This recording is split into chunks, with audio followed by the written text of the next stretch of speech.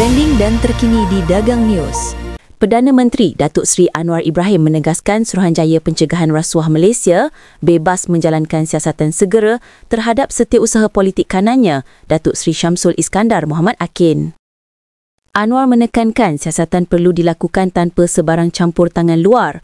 Beliau menegaskan kerajaan madani kekal teguh pada prinsip ketelusan dan integriti, memberi ruang kepada proses siasatan mengikut lunas undang-undang, katanya dalam kenyataan hari ini, 26 November 2025.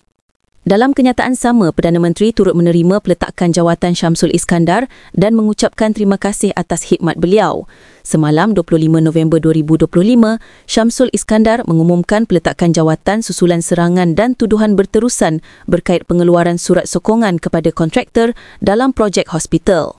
Selain itu, sejak semalam turut tular tuduhan baharu terhadap beliau, didakwa meminta wang sehingga RM600,000 daripada seorang ahli perniagaan.